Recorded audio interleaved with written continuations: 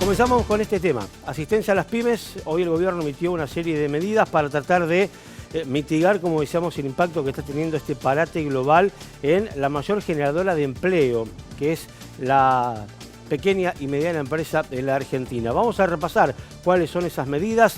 Evidentemente también hay requisitos, pero tiene que ver, por ejemplo, con la postergación o reducción del 95% del pago a las contribuciones patronales, de hasta el 95% de pago a las contribuciones patronales del Sistema Integrado Previsional Argentino, el SIPA. Seguramente los empleadores conocen un poco más de esta situación, así que veremos si esto logra mitigar un poco esa cuestión. Además de esta postergación, hablamos de la asignación compensatoria al salario.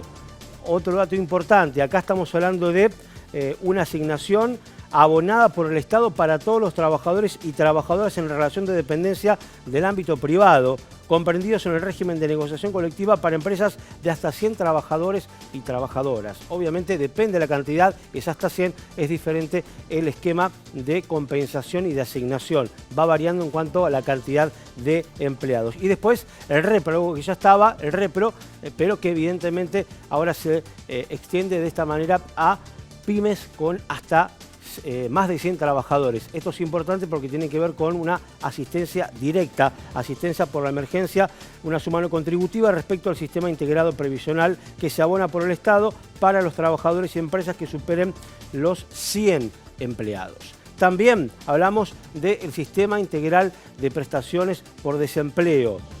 Los trabajadores que reúnan los requisitos accederán a una prestación económica por desempleo, una prestación económica mínima que está vinculada a un tope que es el salario mínimo vital y móvil.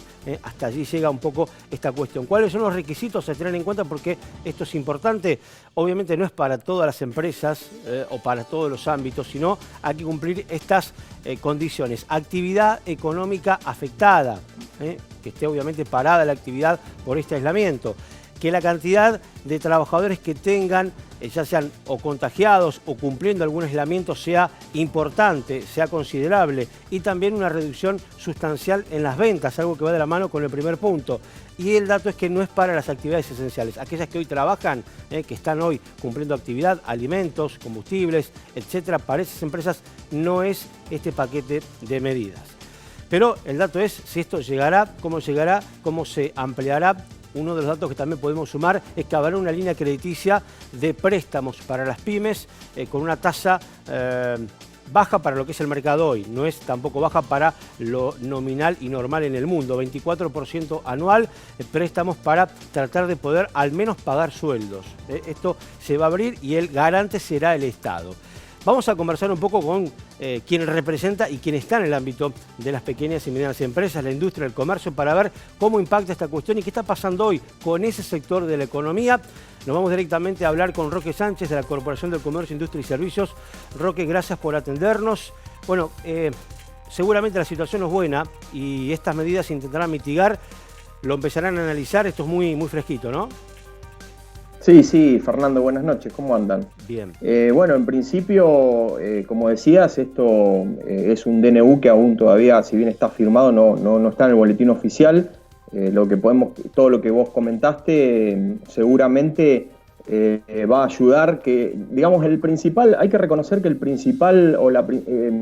principal carga del empleador hoy, por lo menos de nuestros asociados en general, es el cómo hacer para pagarle el sueldo a los empleados. Por lo tanto, esto va directamente a ayudar a ese punto. Hay que ver cómo van a ser los mecanismos, ya se tendrán que poner, ya están trabajando los contadores de las empresas, como para poder arreglar o solucionar de la mejor manera posible esto y poder acceder a estos instrumentos que me parece que son fundamentales.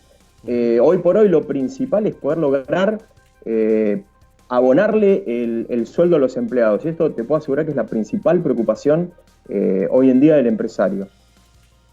Sí, uno piensa, por estas horas hubo ahí como una pequeña disputa entre lo que era el presidente y una empresa tan grande, un grupo empresario como Techin, para elegir un enemigo importante, pero después hay un montón de gente que quizás está en condiciones críticas de evaluar si suspende o echa gente, no porque le guste, sino porque no le da, pero está lejos de ser Techin. Es una pyme de 5 o 10 habitantes o un comercio de 3 empleados. Sí, exacto. ¿Cómo hacer con esa gente, no? Exacto, hoy en día yo te diría que hay muchos comercios que directamente están muy complicados para poder abonar los sueldos de marzo. Así que, ¿por qué? Porque el hecho, la recesión que tuvo y el hecho de no poder abrir sus puertas y no haber tenido venta, directamente no tienen la plata para poder pagar los sueldos.